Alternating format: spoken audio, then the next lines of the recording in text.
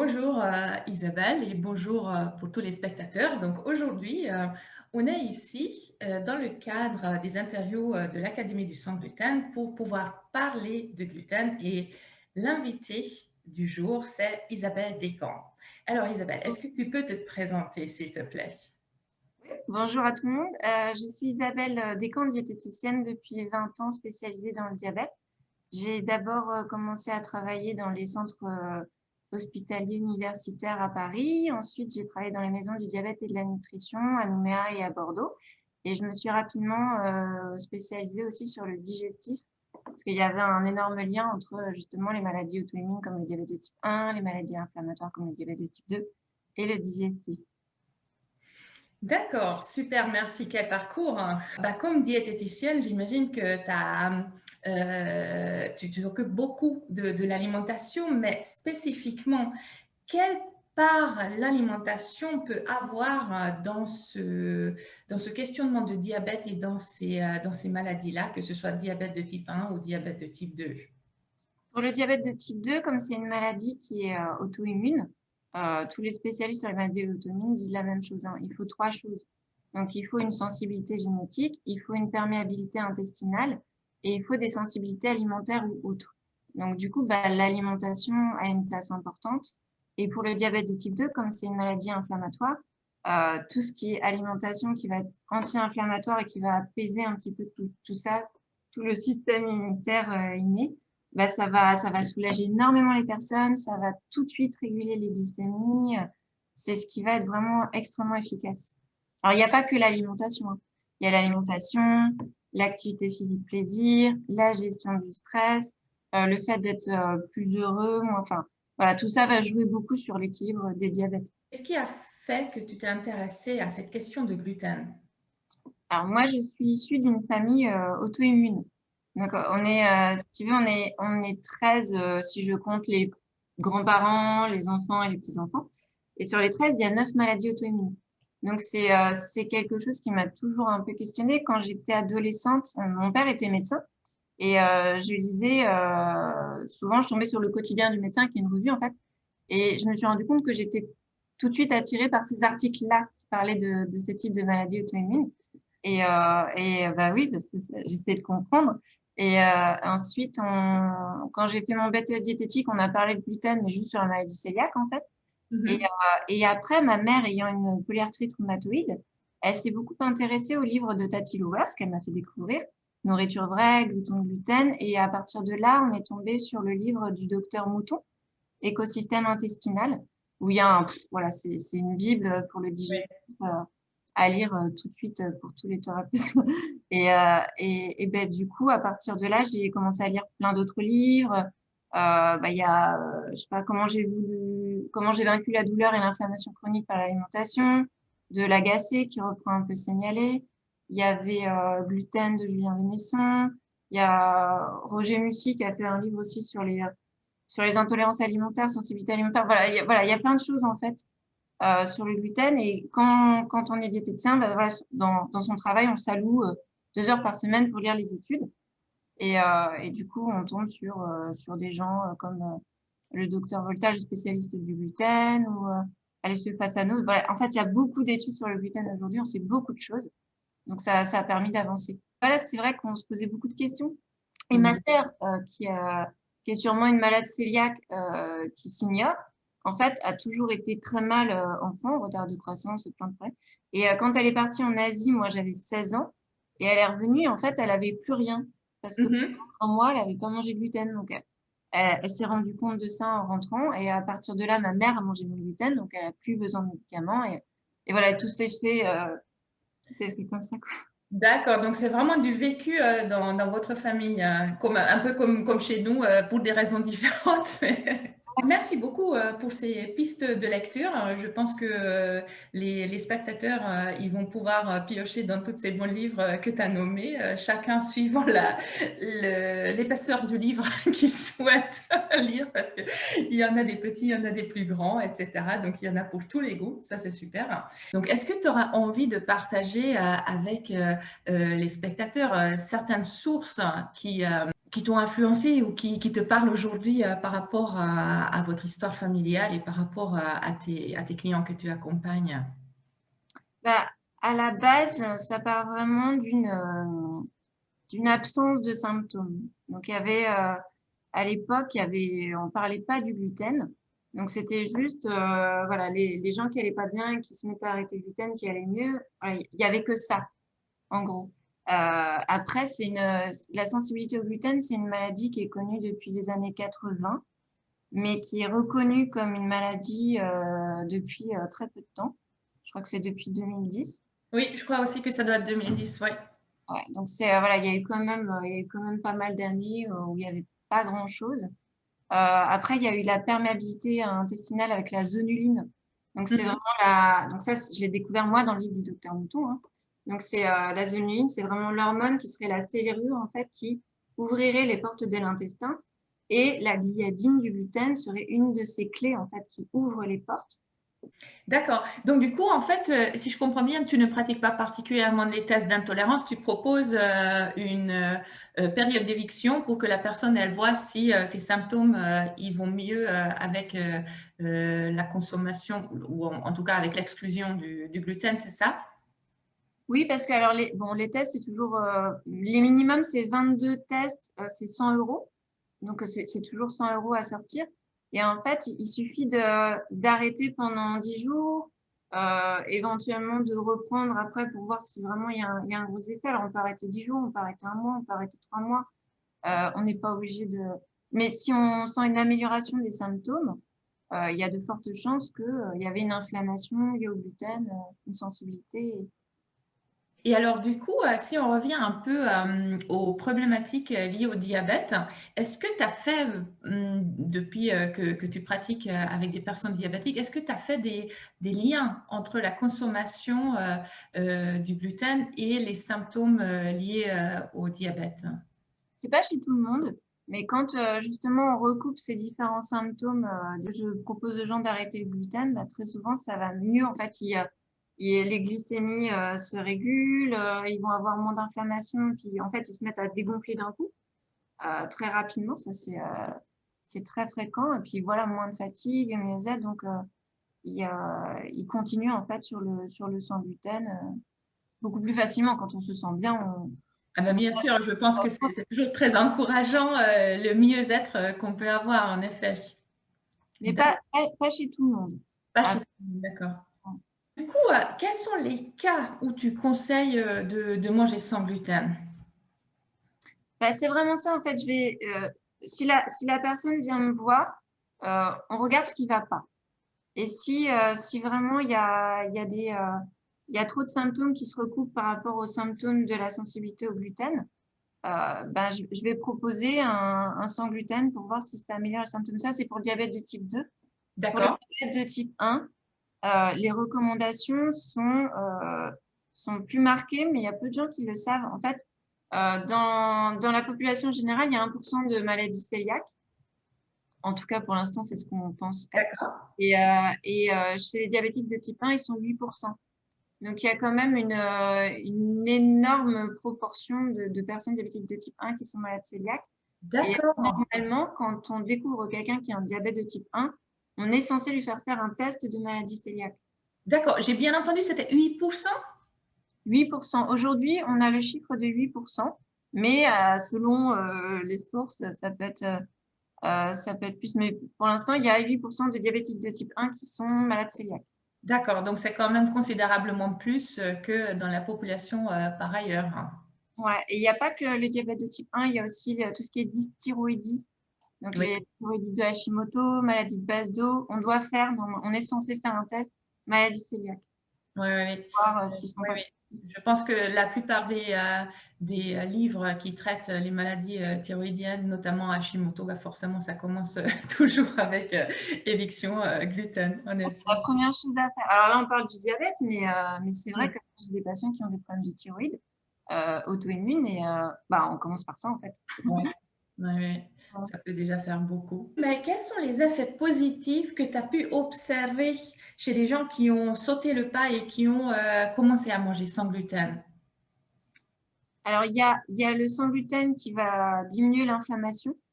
Donc, si on diminue l'inflammation, on diminue l'insulinorésistance. L'insuline va être beaucoup plus efficace. Donc, du coup, ça va améliorer les glycémies. Alors, il n'y a pas que le sans gluten, hein, ça va être une prise en charge vraiment globale, mais voilà, ça va vraiment agir sur le mieux-être. Donc, si on est mieux, si on est moins fatigué, ben, on va plus bouger. Donc, si on bouge plus, on va plus utiliser le sucre qui est dans notre sang. Donc, forcément, ça va être plus équilibré. Et c'est voilà, ça peut vraiment valoir le coup, quoi.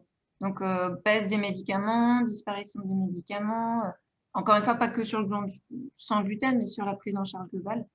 Mais du coup, au niveau alimentaire, hormis le sans gluten, quels sont les conseils de base que tu peux donner à, on va dire, pratiquement à toutes les personnes avec une maladie de type inflammatoire ou une maladie de type auto-immune? Alors, cuisiner maison, éviter les D'accord. produits transformés, utiliser des beaux produits de qualité, les nourritures vraies de Tati Lovers. On va avoir aussi le fait de choisir des aliments plutôt fabriqués à l'ancienne, comme le pain au levain. Le pain au levain par rapport au pain à la levure, sur les glycémies, ça n'a rien à voir. Alors moi, j'aime bien travailler avec la charge glycémique parce que j'ai utilisé Oui. pendant vraiment très longtemps et il y a vraiment beaucoup de points positifs en utilisant. Et sur les tables de charge glycémique, 60 grammes de baguette, ça va être l'équivalent de 9 carrés de sucre sur la glycémie, sur le sucre du sang, alors que le pain au levain complet, j'ai pas trouvé de pain au levain pas complet sur les tables, mais c'est 3 carrés de sucre. Oui, donc c'est Et 3 fois moins. 3 carrés de sucre, c'est 3 fois moins. Donc en fait, les gens, ils vont en manger beaucoup moins parce que ça rassasie. Leur glycémie va être beaucoup plus douce. Donc, ils ont besoin de prendre moins de médicaments. Donc, bah, forcément, il va y avoir moins d'hypoglycémie après. Enfin, je veux dire, c'est… Et du jour au lendemain, ça change. Mhm, C'est le mhm. petit déjeuner avec le pain au levain sans gluten. Ils ont, les infirmières qui passent à domicile, elles sont obligées de baisser les doses, baisser les doses, baisser les doses. Oui. Donc, et je préviens tout le monde, fais attention. Bien sûr, Enfin, parce que du coup, les médicaments, ça suit, on est bien d'accord. On ne fait pas ça toute seule à la maison dans son coin parce que c'est quand même un peu plus complexe que ça. Et donc, notamment quand on a des médicaments, comme tu dis, il faut que quelqu'un suive pour que la dose de médicaments soit adaptée à l'alimentation de la personne. Et je pense que c'est là aussi, du coup, où on peut voir l'impact de l'alimentation sur, alors là, c'est concrètement sur la glycémie, mais sur le métabolisme en général. Quels sont, on a déjà commencé du coup à en parler pour les conseils. Donc, tu conseillerais de cuisiner à la maison, de prendre des produits bruts, des nourritures vraies comme Tati Lovers, elle les appelle. Et est-ce que tu as d'autres conseils pour quelqu'un qui débute dans le sans gluten? alors, ça dépend des gens. Il y en a avec qui on va faire du pas à pas. Donc, là où j'aime bien commencer, c'est par justement le changement du pain. Donc, proposer un beau pain au levain sans gluten, ou voire petit épeautre au début. Déjà, il y a déjà beaucoup d'améliorations. Et comme le petit déjeuner, c'est simple à mettre en place, c'est juste un repas, s'il y a peu de préparation, et que ça va agir tout de suite, bah, ça va motiver pour la suite. Et il y a moi, j'aime bien la farine de sarrasin parce qu'elle est simple. C'est vraiment la plus basique. On va l'utiliser dans tout ce qui est pâte à tarte, dans les cakes. On va l'utiliser pour faire des quiches sans pâte. Enfin, voilà, ça va être des choses très simples à mettre en place et tout de suite, qui vont amener tout de suite des belles réactions, quoi. Mhm. Ça, c'est vraiment les deux premiers points pour le sans gluten. Après, sinon, ce que je fais, c'est que j'ai des listes et avec gluten et sans gluten. Et en fonction de ce que les gens mangent, ont l'habitude de manger, on regarde bah, par quoi vous pourriez remplacer. Donc, par exemple, si c'est des pâtes, ben, on va parler du riz, on va parler des, euh, des légumineuses, on va parler des pâtes de sarrasin, soba. Voilà, il y a plein de choses comme ça. On va regarder pas à pas ensemble et puis on construit la nouvelle liste de courses. Oui, tout à fait, parce que c'est pas le tout de manger sans gluten, mais en fait, il faut changer ses habitudes de course. Il faut savoir où sont produits qu'on peut acheter. Et en effet, je ne sais pas si toi tu les conseilles, mais en tout cas, moi personnellement, je conseille de déserter les rayons sans gluten des supermarchés parce que c'est pas forcément le meilleur endroit pour pouvoir acheter des produits de qualité. Par contre, si on va dans le rayon qui n'est pas particulièrement sans gluten, mais on achète de la farine de sarrasin ou on achète du riz ou des lentilles ou je ne sais pas ce que tu as nommé encore d'autres comme alternative, bah là, en fait, on est sur les nourritures vraies, c'est-à-dire que des aliments qui ne sont pas transformés, qu'on peut tout simplement acheter et après cuire à la maison et du coup, à ce moment-là, on peut avoir les nutriments. C'est pas juste quelque chose qui remplit le ventre, mais véritablement qui aide le corps à mieux fonctionner en fait. Je suis allée à une conférence en journée francophone de la nutrition où j'ai bien expliqué que le régime sans gluten, c'était pas du tout un régime à carence nutritionnelle. Si on prenait des aliments non transformés, en fait, au contraire, on enrichissait sa densité nutritionnelle. Donc, il y a beaucoup plus de vitamines, il y a beaucoup plus de minéraux, il y a plus de fibres. Donc, c'est vrai que tout ce qui est légumineuse, patates douces, les céréales complètes, le quinoa qui est plein de protéines, le millet, voilà, tout ça, ça va apporter des belles choses. Donc, on n'est pas du tout carencé, au contraire. Et, euh, et de toute façon, quand on est thérapeute dans l'alimentation, qu'on soit diététicien, naturopathe, notre formation, c'est d'aider les gens à retrouver le plaisir de la cuisine avec des beaux produits, des vrais aliments qui font du bien. Donc, les aliments transformés sont des aliments de dépannage. Quand on prend en fait à peu près à 80% du temps, comme Isabelle elle explique, tous ces beaux produits bruts qu'après on cuisine à la maison, donc ça c'est 80% du temps, et le 20% du temps quand on n'a pas le temps ou alors il y a des circonstances qui nous empêchent de faire autrement, bah forcément on peut se rabattre sur ces produits de dépannage. Et alors est-ce que dans ta clientèle, tu as l'impression que c'est facile de trouver du pain au levain sans gluten? Alors, moi, je fais des consultations en ligne à distance et aussi sur Bordeaux. Donc, sur Bordeaux, c'est facile parce que j'avais envoyé un message sur les réseaux sociaux et j'avais eu la réponse, le retour de toutes les boulangeries qui faisaient du pain au levain sans gluten à Bordeaux de qualité avec plein de farines variées. Donc, dans les différents quartiers, voilà, il y a plein de petites boulangeries. Donc, pour Bordeaux, c'est facile. Pour d'autres villes ou villages, c'est beaucoup plus compliqué. Donc, soit les gens font eux-mêmes leur pain et s'ils font du pain à la levure, bah, du coup, je les oriente vers des recettes de pain au levain ou vers l'Académie du sans gluten pour apprendre à faire du bon pain au levain. Et, Est-ce que toi, tu fais ton pain? bah non, parce que moi, j'ai plein de bons boulangers. Mais ça fait partie des choses que j'ai envie de faire, mais que j'ai pas encore commencé parce que pour l'instant, j'ai pas trouvé ce temps-là pour l'instant. C'est Maman, je avec travaille. un petit enfant, oui, je comprends tout à fait que c'est peut-être pas le moment de se lancer là-dedans. Non, mais je sais très bien que dans peut-être l'année prochaine, hein, d'ailleurs, j'espère, ou dans 2 ans, je prendrai un cours avec toi pour faire un beau pain au levain. Tu vois, ça, c'est quelque chose qui me ferait plaisir de faire. Oui. Alors du coup, j'ai emmené pour faire envie quand même, c'est mon petit pain que j'ai fait ce matin. Alors c'est un pain de mie à la farine de millet et au levain de millet, tout simplement. Parce que en fait, moi, tu sais ce que j'aime, c'est que en fait que j'ai pas de travail. Donc je mélange le pain le soir, je le laisse reposer jusqu'au matin et le matin, en fait, je le cuis tout simplement. Donc c'est super, hein. Il faut pendant qu'on prend le petit déjeuner, le pain est cuit et après le soir, on peut commencer à manger. Alors tu peux pas le sentir Non, du tout, mais les ça épis- sentait quand même super bon. Et voilà, c'est un des pains que on peut commencer à faire très très simplement et très rapidement parce que forcément, comme tu dis, le boulange, c'est quelque chose quand même qui peut être assez complexe, mais on peut commencer avec des recettes assez simples, assez faciles et on peut avoir des résultats comme ça assez rapidement sans aucun problème. Alors, ma mère a fait son propre pain. D'accord. D'ailleurs, elle a mis énormément de temps à réussir à Ouais. trouver. Et je crois qu'elle a arrêté. Maintenant, elle repasse chez un bon boulanger parce qu'il y a un nouveau bon boulanger à côté de chez elle. Mhm. Mais C'est pour ça que ça vaut le coup parce qu'elle a perdu quand même des semaines, voire des mois à faire un bon pain. Donc, s'il y a quelqu'un qui nous dit tout de suite, bah, voilà, ça, comme ça, vous allez y arriver, je me dis, c'est plutôt pas mal. Après, il n'y a pas la démarche intellectuelle et personnelle, mais Et après, ce qui est ça super peut aider. intéressant aussi, c'est, toi qui t'intéresses aux recherches, il y a aussi beaucoup, beaucoup de recherches sur le levain.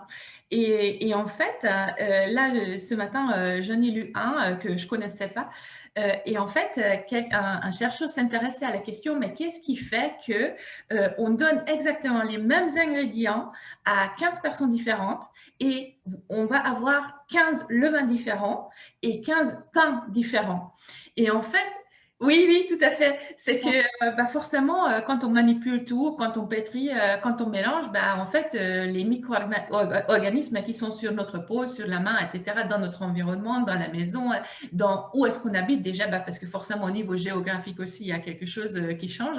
Bah, en fait, exactement avec les mêmes ingrédients, bah, deux personnes différentes, ils ne vont pas avoir les deux levains pareil et forcément le pain non plus, parce qu'il y a la température, il y a le goût, il y a l'acidité, il y a plein de paramètres en fait qui peuvent changer par rapport à ça.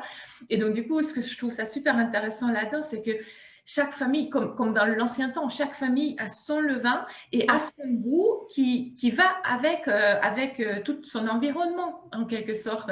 C'est vraiment quelque chose de personnel. Après, bien entendu, on peut toujours partager le levain, c'est pas du tout un problème, mais de toute façon, le levain, il va s'adapter à son nouvel environnement. Et dans la fabrication du pain, c'est pas particulièrement la recette qui compte, en fait. Tu peux avoir des recettes qui marchent pour une personne et qui marchent pas forcément pour une autre personne. Et ce que je dis toujours, c'est que j'essaie d'enseigner la personne qui vient comment faire son propre pain qui lui convient, en fait. Et c'est pas juste une description, faites ci, faites ça, etc. 2 minutes, 3 minutes, vous voyez bien la cuisine type Thermomix. Bah, en fait, faire du pain, c'est pas du tout ça. Ça marche pas comme ça.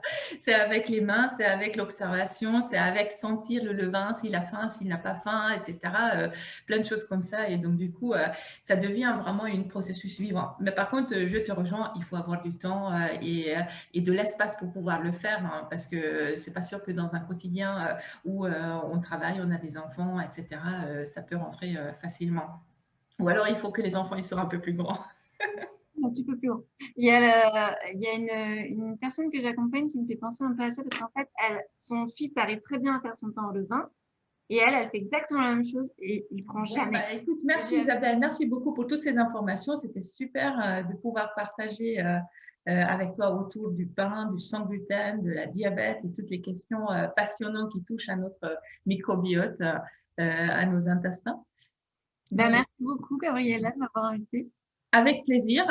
Et donc, moi, je dis aux spectateurs de l'Académie du Sans Gluten à très bientôt. Vous aurez l'occasion de rencontrer d'autres spécialistes, d'autres personnes qui vont venir parler du sans gluten et de la santé de leur point de vue avec leur spécialité.